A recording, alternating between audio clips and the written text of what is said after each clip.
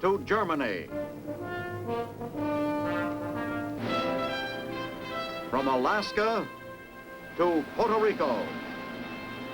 All over the world, the United States Army is on the alert to defend our country, you, the American people, against aggression. This is the big picture. An official television report to the nation from the United States Army. Now, to show you part of the big picture, here is Sergeant Stuart Queen. We are continuing our special series of first-hand reports of America's Continental Armies. Our subject for this issue of the big picture is Fourth Army, its principal units and installations. Fourth Army has many interesting activities, such as the development and testing of guided missiles, the big guns of the artillery, and the training program of Army aviation. But it also contains the sites of many historic relics of America's great expansion in the last century. Now, here is our guide, Lieutenant John Mortimer. This is Lieutenant John Mortimer and the Big Picture Camera. This week, we're taking you on a tour of Fourth Army. At Fort Sam Houston, San Antonio, headquarters of Fourth Army, we enter the famed quadrangle.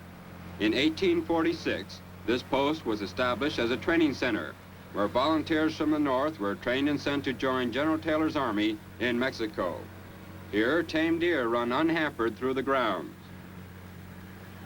1898 became a memorable year in San Antonio history when Colonel Leonard Wood arrived to prepare for the encampment and training of Teddy Roosevelt and his Rough Riders before they went to Cuba. Throughout the grounds, there are many reminders of earlier times in the fort's history. During those early days, this structure was built as tall as a 9-story building to hold a water tank high enough to provide enough pressure to carry water to all parts of the encampment. From this tower, one can see east, north, west, and south, the whole sweeping area of Fort Sam Houston. But perhaps the most colorful page of Texas history can be found at the first military center at San Antonio, the Alamo. The most historic battle in Texas was waged within these walls. In 1836, 184 Texans fought to the last man against the attack led by Mexico's General Santa Anna. The fighting raged around the church and convent, surrounded by this wall 8 feet high and 2 1/2 feet wide. One of the famous heroes, Davy Crockett, fought valiantly during the battle, as did Colonel James Bowie, both dying in the cause to send the cry, "Remember the Alamo," ringing through Texas history. The Fourth Army is contributing to the history not only of Texas, but of the entire Southwest. And here is Fourth Army's Commanding General, Lieutenant General I.D. White. Good morning, General White. Good morning.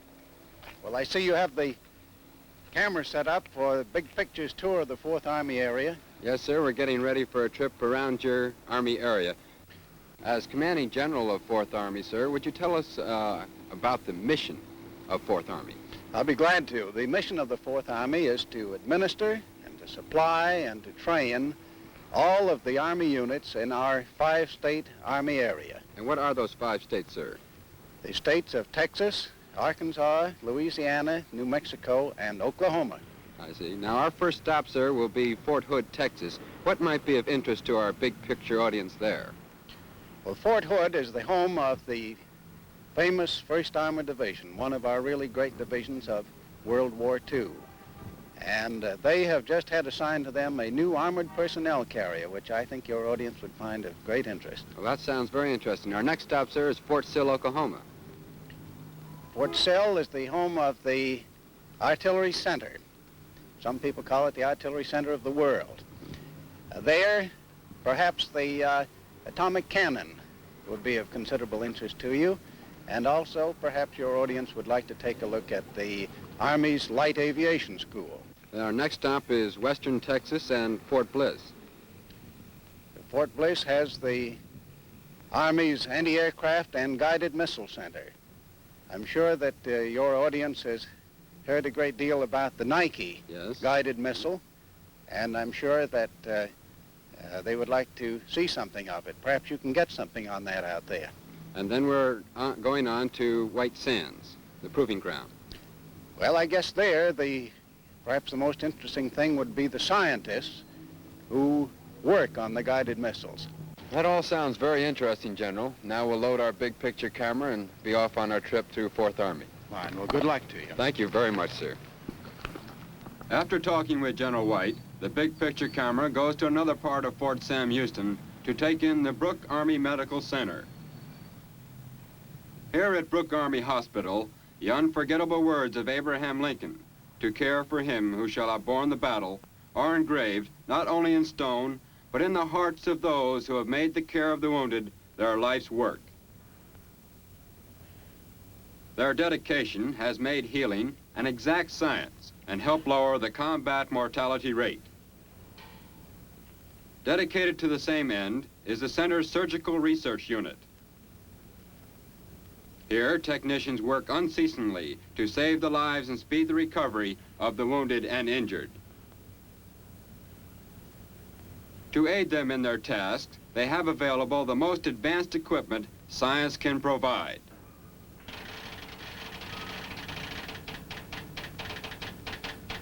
It was in 1920 that the Surgeon General established an institution to provide complete coverage of field medicine in all wartime aspects. This institution is the Medical Field Service School, where Army medics learn to conserve the fighting strength of combat units.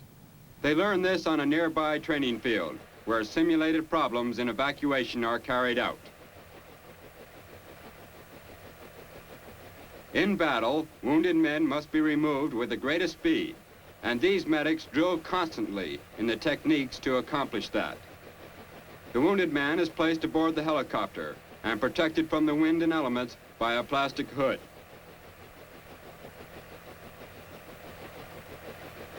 The helicopter is the newest bit of equipment used in medical evacuation. In Korea, it made a dramatic contribution to the lowering of casualty rates because of its ability to reach inaccessible places and lift itself into the air quickly.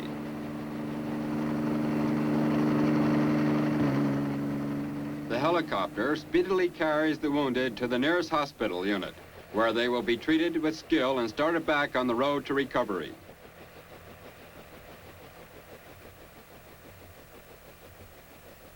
Confident that the Army Medical Service training is meeting the newest challenge in the evacuation and treatment of combat wounded, the big picture camera rolls away from the oldest fort in the Great Southwest and the headquarters of military activities in 5 states of the region. Our itinerary sends us some 150 miles northward in the vast state of Texas to Fort Hood, activated in World War II.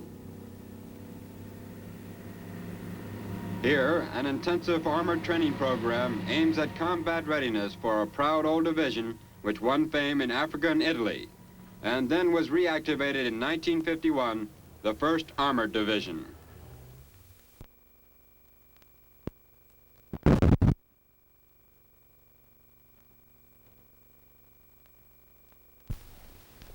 A tank infantry problem is being run here.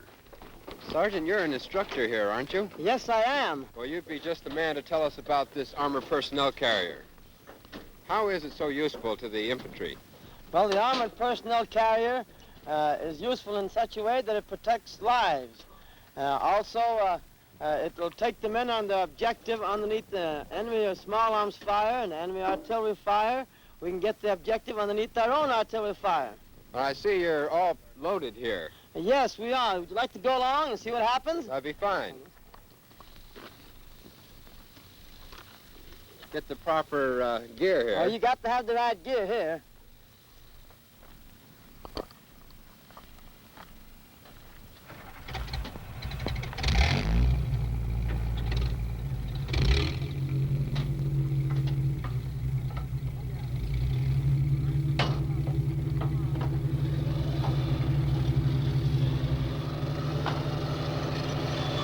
And now we're off, not knowing exactly what lies ahead.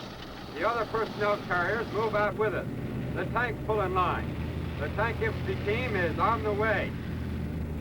Together, the components of the team push toward the objective, the hill that lies directly ahead of us.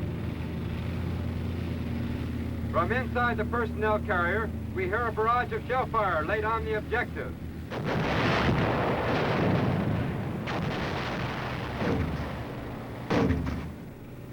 After the heavy fire, proximity time fire to keep the enemy pinned down by fragments bursts over the heads of the infantry carriers we're riding in, making us very grateful for the carrier's protective shell of armor.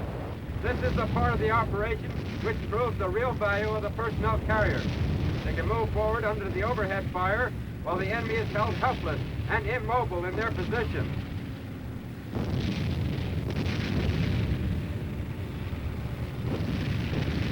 A tank infantry operation is a coordinated movement in which each vehicle, each man, has a specific function.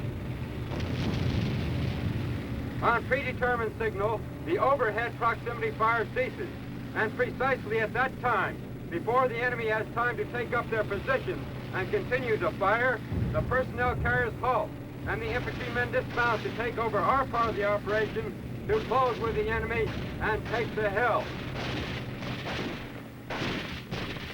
Leaving these trainees, or being taught the importance of teamwork between infantry, armor, and artillery, the big picture camera wends its way northward once more. Our next stop will be the Army's Artillery Center to see the greatest school of its type in the world at Fort Sill, Oklahoma, where the techniques of artillery support are taught. Proud of their heritage, the big gun people have named the two largest buildings at Fort Sill after artillerymen who died in World War II.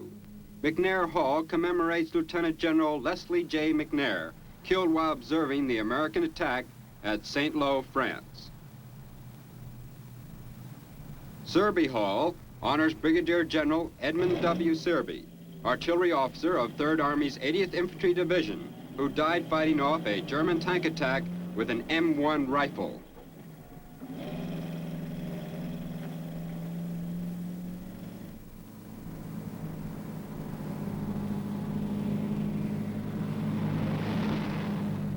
We leave the main part of camp and head out toward the firing range. Along the road are specimens of the field artillery, which was responsible for a great percentage of the enemy battle casualties in World War II.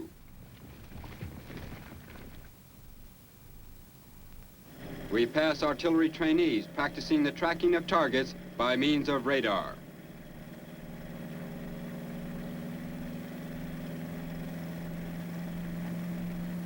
We go now to watch the firing problem of a 280 millimeter gun.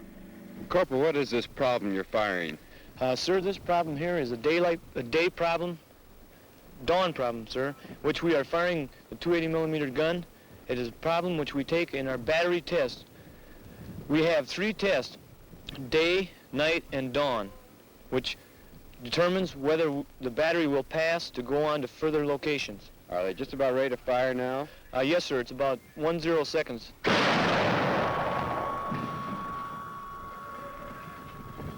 That's a pretty smooth operation. Yes, sir, and that weapon is very smooth. It has 2 recoils to it. Well, now, what would you say, standing back here, how that looked to you? Was that a good fire? Yes, sir, that was a very good fire considering the terrain and different locations of the weapon and different things about the weapon. That was a very good shoot. But there will have to be some tabulations made before you know whether you're on your way or not to a new location.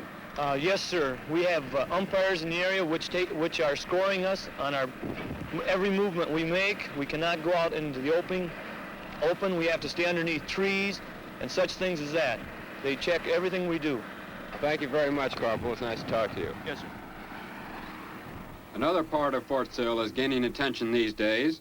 The big picture camera visits the Army Aviation School, where the sky is dotted with training planes and the increasingly popular helicopters.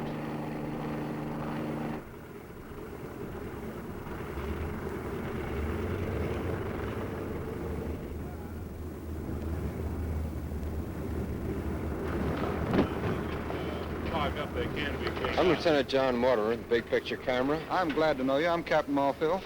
Sir, are you instructor here at That's right, the yes. Army Aviation School? I wonder if we could interrupt you for a moment. Well, certainly. Lieutenant Phillips, will you excuse us a minute, please? We'll be right with you in a moment. Fine. We'd like to find out about some of the activities going on here at the Aviation School. On our way out, we saw all these planes up in the air. How do you control so many aircraft at one time? Well, the best way for that would be to go to the control tower at Post Field itself. Oh, fine. And we can see the Let's do traffic that. directed there.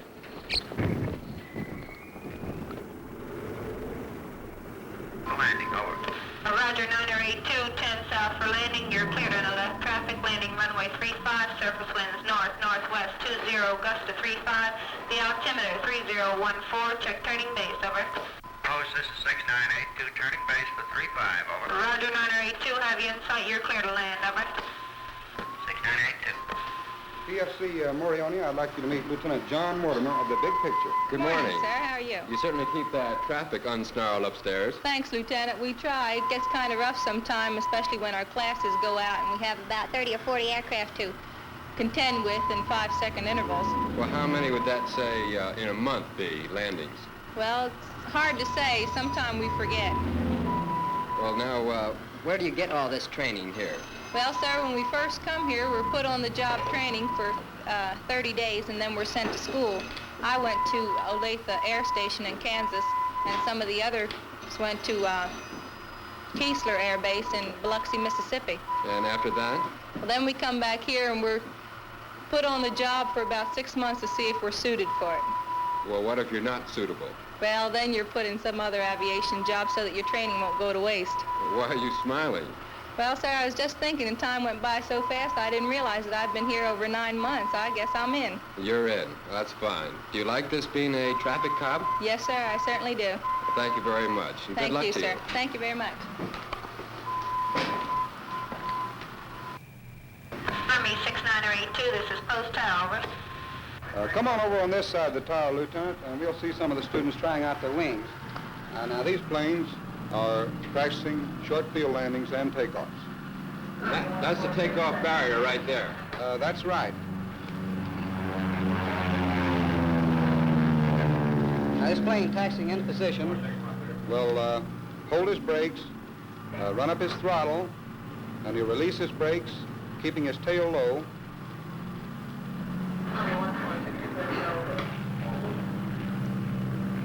And just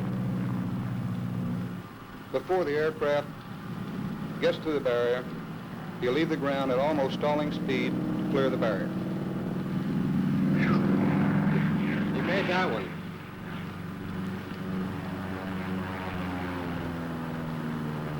Now, besides taking off, they land for this efficiency That's type. right. Now, you look right over here, and you have another aircraft which is going to make a short field landing over this simulated barrier. And when they're through with this type of training, they're all set for practically any type That's of right. field. The simulated barriers here will make this pilot efficient enough to go into short fields over trees, houses, or other actual obstacles.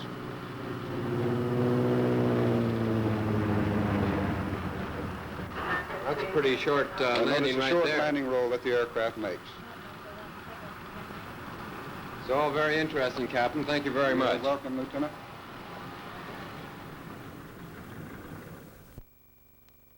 As part of their curriculum at this school, pilots also receive instruction in tactical and instrument flying on all kinds of Army aircraft.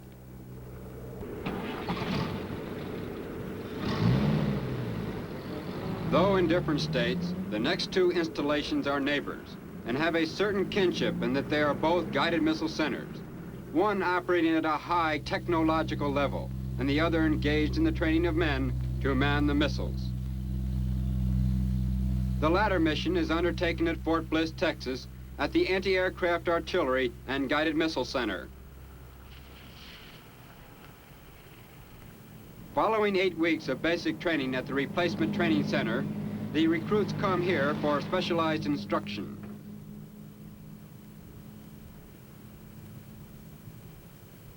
The training here turns some of them out as anti-aircraft artillerymen.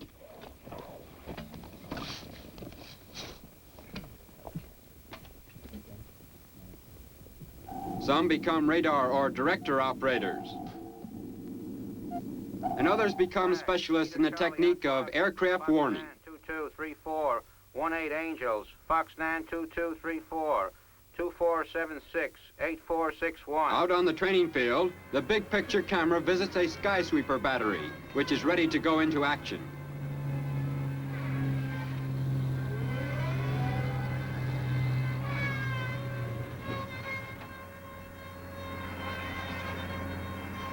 We latch on to an instructor, Sergeant Glenn Kritzer, to get some data on the skysweeper's principles of operation.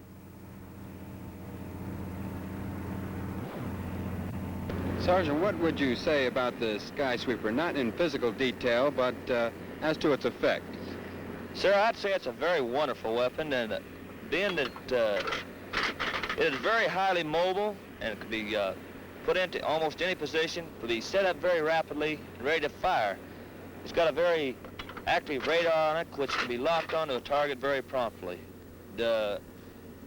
Using the target selector and your computer periscope. It is a very wonderful weapon. Well, I'll take your word for it. Sir, you don't have to take my word for it. The skysweeper talks for itself. See that spot up in the air up there? Yes? Well, you just watch that spot.